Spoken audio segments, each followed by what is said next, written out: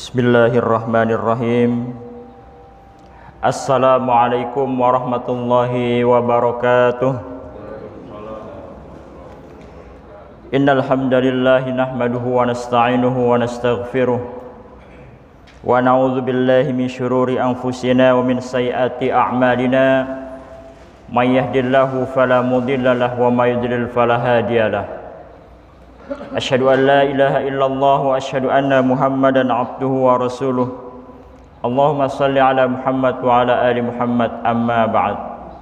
Ma sya'allahu kana wa ma lam yasha' lam yakun wa la haula wa la quwwata illa billah.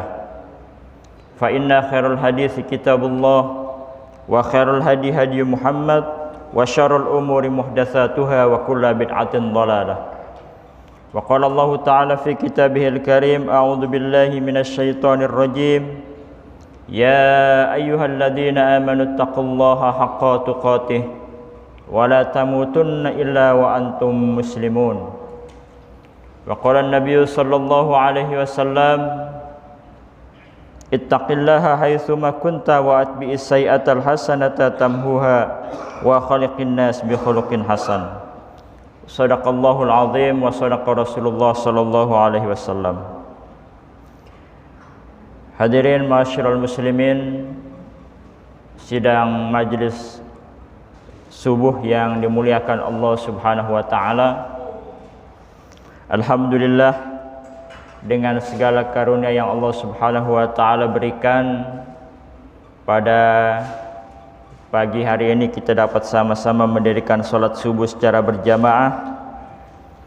Mudah-mudahan Allah Subhanahu wa taala senantiasa memberikan kepada kita keberkahan.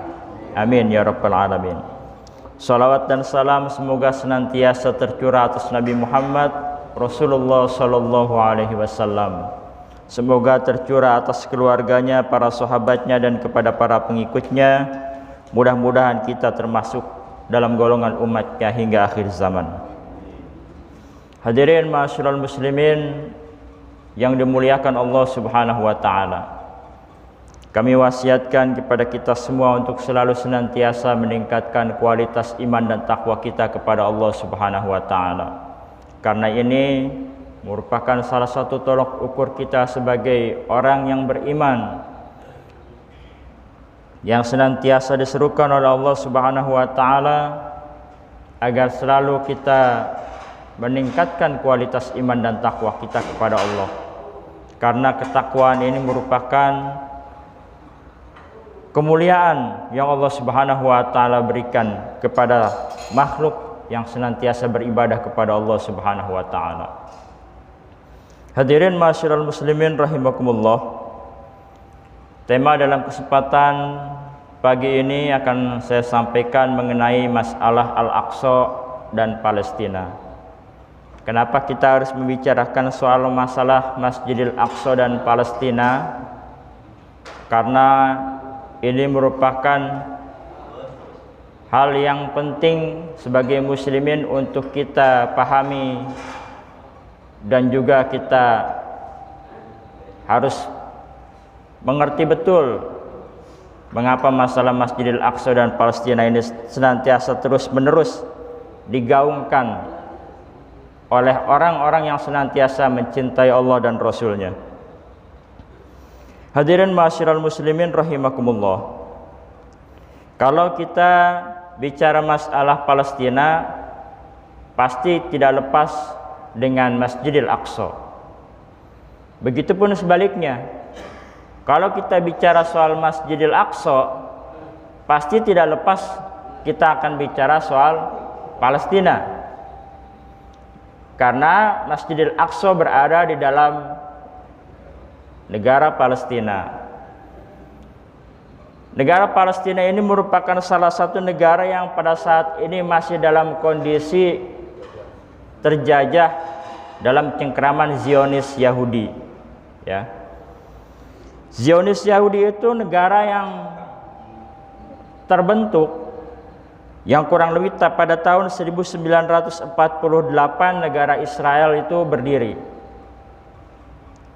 Negara Israel itu berdiri, jadi orang-orang Yahudi yang berada di seluruh dunia itu pada datang ke Palestina, yang akhirnya dengan kondisi mereka semakin banyak mencaplok negara Palestina sedikit demi sedikit. Dan kemudian pendudukan Palestina itu pada tahun 1967 semakin gencar oleh mereka. Nah, jadi kalau dilihat peta dunia pada saat sekarang ini, kondisi Palestina semakin sedikit ya, karena daripada pendudukan negara Israel tersebut. Hadirin ma'asyiral muslimin rahimakumullah. Bicara soal Palestina, Indonesia ini sangat hutang budi kepada Palestina. Kenapa hutang budinya kita, negara kita ini kepada Palestina? Jadi ketika pada tahun 1945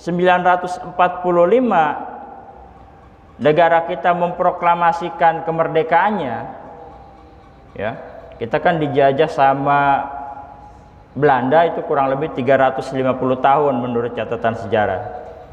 Ditambah lagi Jepang 3,5 tahun. Nah, dalam kondisi tersebut kita memproklamasikan diri sebagai negara merdeka pada tahun 1945, tepatnya tanggal 17 Agustus 1945. Tetapi Palestina ini mengakui kedaulatan Republik Indonesia pada tanggal 6 September 1944 menurut catatan sejarah. Berarti lebih dulu, ya, lebih dulu setahun sebelum Indonesia merdeka, pada tanggal 6 September 1944 mengakui kedaulatan negara Republik Indonesia yang dipelopori oleh seorang mufti Palestina yang bernama Syekh Muhammad Amin Al-Husaini dan M. Adi Tahir. Jadi itulah utang budi kita, negara kita, kepada bangsa Palestina. Pendudukan negara Palestina oleh bangsa Israel ini, yang kita kenal negara Israel ini di suku bangsa Yahudi. Bicara soal Yahudi, menurut Imamul Muslimin Yakhsyallah Mansur ada tiga pengertian. Yang pertama adalah ahli kitab, ya. Jadi mereka juga masuk pada golongan ahli kitab. Kalau ahli kitab itu masih dalam keadaan masih baik. Yang kedua, mereka termasuk juga dalam golongan Bani Israel. Jadi Bani Israel itu adalah keturunan daripada Yakub alaihissalam. Tapi kalau kondisi Bani Israel masih 50-50, ada yang baik dan juga ada yang jelek sifatnya. Dan yang ketiga adalah Yahudi. Nah, kalau udah Yahudi itu sifatnya udah pasti jelek, gitu ya, dalam catatan Al-Quran. Nah, inilah yang harus kita pahami. Jadi Yahudi itu dibagi 3 bagian. Ada yang ahli kitab, termasuk dalam golongan ahli kitab. Kemudian ada yang Bani Israel, dan yang ketiga adalah Yahudi. Kalau udah Yahudi, kondisinya adalah kondisi yang buruk. Hadirin ma'asyiral muslimin rahimakumullah. Ada hal catatan penting yang kita harus pahami sekilas tentang Masjidil Aqsa. Yang pertama, Masjidil Aqsa itu adalah masjid tertua kedua setelah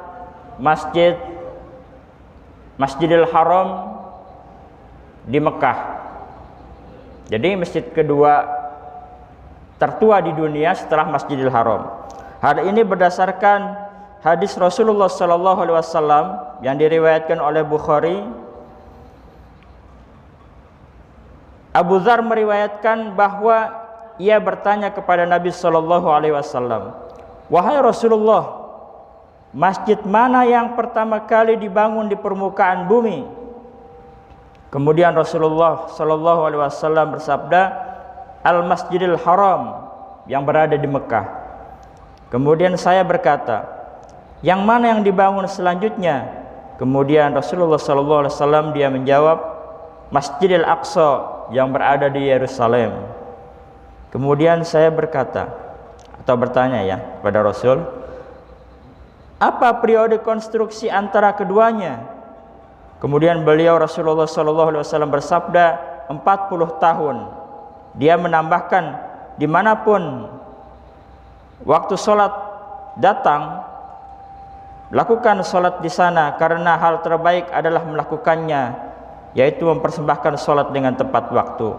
Hadis riwayat Bukhari 3366.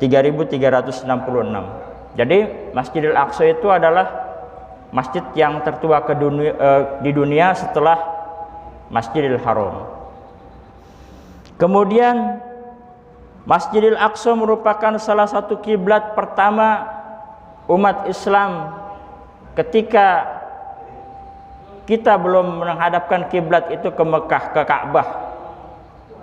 Hal ini berdasarkan firman Allah Subhanahu wa taala dalam Quran surat Al-Baqarah ayat 144.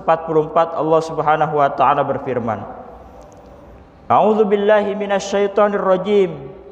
Qad nara taqalluba wajhika fis sama' falanuwalliyannaka qiblatan tardaha fawalli wajhaka syatral masjidil haram wa haitsuma kuntum fawallu wujuhakum syatrah wa innal ladzina utul kitaba la ya'lamuna annahul haqqu mir rabbihim wa mallahu bighafilin amma ya'malun. Yang artinya, kami melihat wajahmu Muhammad sering menengadah ke langit, maka akan kami palingkan engkau ke kiblat yang engkau senangi. Maka hadapkanlah wajahmu ke arah Masjidil Haram, dan di mana saja engkau berada, hadapkanlah wajahmu ke arah itu. Dan sesungguhnya orang-orang yang diberi kitab atau Taurat dan Injil tahu bahwa pemindahan kiblat itu adalah kebenaran dari Rabb mereka, dan Allah tidak lengah terhadap apa yang mereka kerjakan. Jadi ketika Rasulullah SAW sholat menghadap kepada Masjidil Aqsa, karena sesungguhnya Nabi itu lebih senang menghadapkan wajahnya ke arah kiblat, yaitu Baitullah di Mekah. Maka Allah Subhanahu wa taala memerintahkan kepada Rasulullah SAW untuk memindahkan arah kiblatnya. Itu pernah terjadi kurang lebih 16 bulan Rasulullah SAW berkiblat ke Masjidil Aqsa. Jadi akhirnya memalingkan wajah ke Masjidil Haram. Kalau sekarang seandainya kita masih menghadap kepada Masjidil Aqsa, tentu barangkali terjadi keruutan ya, karena di sana terjadi bercokolnya Zionis Yahudi laknatullah. Hadirin ma'asyiral muslimin rahimakumullah. Kemudian yang ketiga, Masjidil Aqsa adalah merupakan salah satu tempat pijakan Rasulullah SAW ketika Mi'raj. Ketika Rasulullah SAW di Isra dan Mi'rajkan dari Masjidil Haram ke Masjidil Aqsa, kemudian dari Masjidil Aqsa ke Sidratul Muntaha, di sanalah Rasulullah SAW berpijak sampai dinaikkan oleh Allah Subhanahu wa taala. Nah, itu di Masjidil Aqsa. Bayangkan hadirin ma'asyiral muslimin rahimakumullah, saat ini Zionis Yahudi laknatullah berusaha untuk meruntuhkan Masjidil Aqsa dengan membangun terowongan-terowongan di bawahnya, dengan berupaya mereka ketika ada gempa yang besar Masjidil Aqsa runtuh, dan kemudian mereka membangun dengan satu kuil yang namanya Kuil Sulaiman. Hadirin ma'asyiral muslimin rahimakumullah, ketika Masjidil Aqsa ini akan runtuh dan hancur, kemudian hilang dari mata dunia, apa yang terjadi kepada kita sebagai umat Islam? Mereka akan mencap umat Islam adalah umat yang bohong. Mereka akan mencap Al-Quran adalah kitab yang bohong ketika Masjidil Aqsa itu tidak ada. Kenapa demikian? Karena dalam Quran surat Al-Isra ayat yang pertama dinyatakan jelas, di dalam surat Al-Isra ayat pertama itu ada dua nama, Masjidil Haram dan Masjidil Aqsa. Kalau Masjidil Aqsa-nya nggak ada, Mereka pasti akan mengklaim dengan media-media yang mereka punya. Mana Masjidil Aqsa yang kalian punya? Masjidnya udah runtuh, udah nggak ada. Sedangkan pinter-pinternya media yang mereka punya itu akan memelintirkan berita-berita yang akhirnya kedepannya generasi yang akan datang ini pasti bisa dibohongi dengan apa yang mereka beritakan. Hadirin ma'asyiral muslimin yang dimuliakan Allah Subhanahu wa taala. Dan kemudian Masjidil Aqsa merupakan salah satu tanda-tanda akhir zaman. Jadi suatu saat ketika akhir zaman kita akan berhadapan dengan Yahudi. Berhadapan dengan Yahudi berarti saling bertempur. Nah, ketika saling bertempur dengan berhadapan dengan Yahudi langsung, maka sudah pasti ini akan saling berhadapan. Kalau saling berhadapan, saling bertempur, berarti sudah umat Islam ini akhir zaman yang benar-benar terjadi. Tapi ketika sedang bertempur terjadi sampai batu pun berbicara, ini di belakangmu ada Yahudi, gitu. Maka bunuhlah dia. Kecuali ada satu pohon yang membela, yaitu pohon Gharqad namanya. Maka orang-orang Yahudi ini senantiasa menanam pohon yang namanya pohon Gharqad. Pohonnya besar rindang gitu ya. Ya kalau ini lihat aja di Google gitu. Gimana pohon Gharqad itu bentuknya gitu. Nah itu yang membentengi Zionis Yahudi laknatullah alaihi. Hadirin ma'asyiral muslimin rahimakumullah. Sebagai kesimpulan daripada penyampaian ini adalah betul-betul kita sangat membela Masjidil Aqsa dan Palestina karena merupakan satu identitas umat Islam. Masjidil Aqsa adalah salah satu masjid yang dimuliakan oleh Allah Subhanahu wa taala.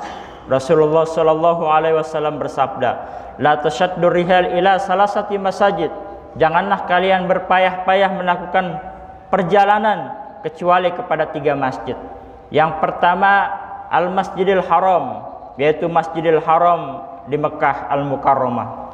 Yang kedua wa masjidi hadza, kata Rasulullah sallallahu alaihi wasallam, yaitu masjidku, yaitu Masjid Nabawi. Dan yang ketiga Al-Masjidil Aqsa. Yang ketiga adalah Masjidil Aqsa. Yang kesemuanya masjid ini mempunyai kemuliaan-kemuliaan yang ketika kita mendatanginya untuk mendirikan sholat di sana. Dan salah satu tokoh yang paling besar yang kita kenal adalah Imam Ghazali. Imam Ghazali itu menulis buku Ihya al-Ulumuddin, ya. Kalau diterjemahkan kepada bahasa kita adalah satu kitab yang sangat populer, yaitu tentang kitab kebangkitan agama. Beliau menulis buku di sana di Masjidil Aqsa. Imam Ghazali ini adalah salah satu orang yang sangat dipanuti di negeri kita ini dengan filsafat-filsafatnya gitu. Karena beliau adalah memang seorang cendekiawan yang sangat hebat. Hadirin ma'asyiral muslimin yang dimuliakan Allah, sampai saat ini Masjidil Aqsa masih dalam cengkeraman Zionis laknatullah alaihi. Kapanpun mereka senantiasa akan mengambil alih Masjidil Aqsa, yang walaupun sekarang memang sudah diambil alih, tetapi kita sebagai umat Islam yang oleh Allah Subhanahu wa taala diberikan hak, karena masjid itu adalah haknya umat Islam. Rasulullah sallallahu alaihi wasallam pernah di sana di Isra dan Mi'rajkan. Kemudian Masjidil Aqsa pernah dibebaskan oleh Khalifah Umar bin Khattab, kemudian diwakafkan kepada beliau. Kemudian Salahuddin Al-Ayyubi merupakan salah satu tokoh yang sangat populer yang pernah membebaskan Masjidil Aqsa ketika perang salib. Dan sekarang Masjidil Aqsa masih dalam cengkeraman Zionis Yahudi laknatullah. Yang masuk ke dalam masjid itu hanyalah orang-orang tua yang boleh untuk masuk ke dalam masjid ibadah kepada Allah Subhanahu wa taala. Kalau orang-orang yang muda masuk itu nggak boleh oleh tentara-tentara Israel. Jadi hadirin ma'asyiral muslimin yang dimuliakan Allah Subhanahu wa taala, kita kuatkan senantiasa berdoa kepada Allah Subhanahu wa taala agar Masjidil Aqsa bisa kembali ke dalam genggaman muslimin, Dan itu bisa terjadi ketika umat Islam bersatu, menggalang kekuatan dengan kekuatan penuh, dengan bersatu dalam satu kepemimpinan, maka Masjidil Aqsa bisa terbebas dari cengkeraman Zionis Yahudi laknatullah alaih. Mudah-mudahan Allah Subhanahu wa taala bisa memberikan kesempatan kita untuk bisa sholat di dalam Masjidil Aqsa, dan mudah-mudahan Allah Subhanahu wa taala memberikan kekuatan kepada kita agar senantiasa kita selemah-lemahnya iman adalah berdoa, mendoakan saudara-saudara kita di Palestina yang senantiasa masih dalam jajahan Zionis Yahudi laknatullah alaih. Dan akhirnya inilah yang bisa saya sampaikan. Mohon maaf apabila ada kekurangan. Subhanakallahumma wa bihamdika asyhadu an la ilaha illa anta astaghfiruka wa atubu ilaik. Billahi taufiq wal hidayah. Wassalamu alaikum warahmatullahi wabarakatuh.